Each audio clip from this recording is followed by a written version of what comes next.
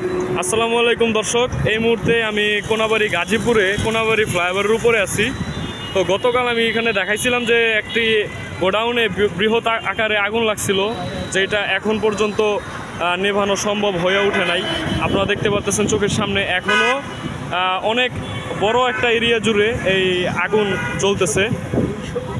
এই জায়গায় কত কোটি টাকার মাল ছিল এগুলো আসলে কেউ অনুমান করে বলতে পারতেছে না, কারণ এটা এত বড় পরিমাণের মানে বৃহৎ আকারের একটি গোডাউন ছিল, এলাকার ভিতরে সবচেয়ে বড় আকারের গোডাউন ছিল।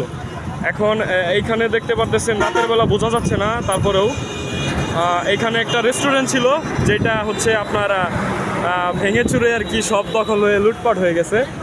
আর গোডাউনটা যেটা ছিল, গোডাউনে দেখতে পাচ্ছেন এখনও অনেক বেশি পরিমাণে আগুন জ্বলতেছে, কিন্তু এখানে ফায়ার সার্ভিসের কোনো কর্মী অথবা কোনো গাড়ি আমরা দেখতে পারতেছি না।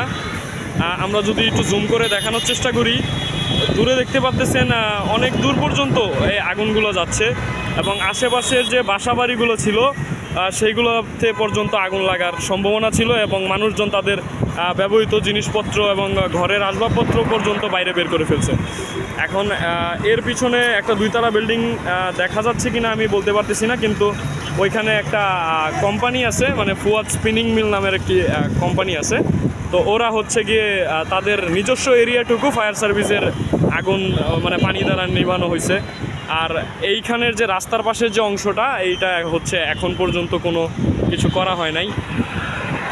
তো দেখতে পারতেছেন এইখান থেকে শুরু করে আশেপাশে যত যা আছে একবারে একটা লম্বা এরিয়া পর্যন্ত। আর জায়গাটা কিন্তু রিস্কে আছে আমি বলতে চাই, কারণ পাশে হচ্ছে আপনার একটা ফিলিং স্টেশন, যাকে পেট্রোল পাম্প বলা যেতে পারে।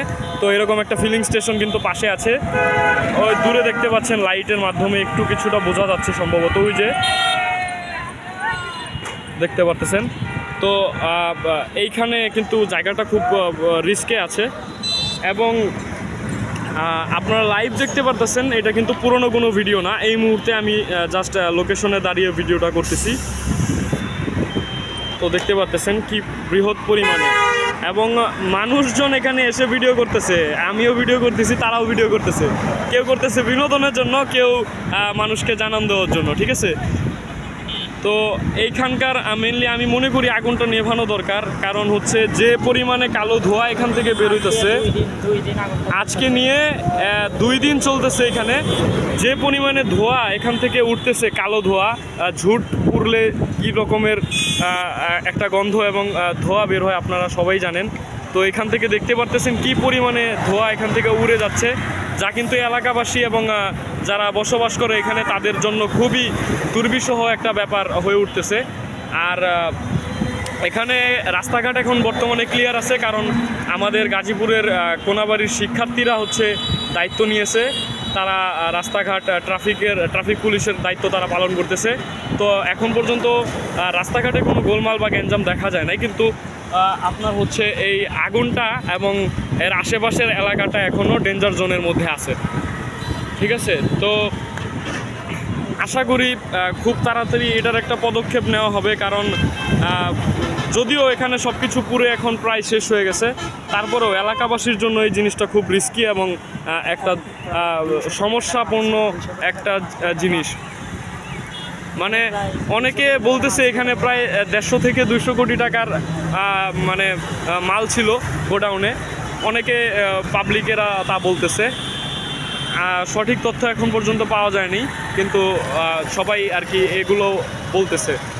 তো সর্বশেষ আপডেট এটাই ছিল যে আগুন এখনও নিয়ন্ত্রণে আসে নাই, এবং এলাকাবাসীর জন্য এইটা খুবই কষ্টকর একটি বিষয় এবং খুবই দুঃখের একটি বিষয় যে এখন পর্যন্ত কোনো পদক্ষেপ এখানে গ্রহণ করা হয় নাই।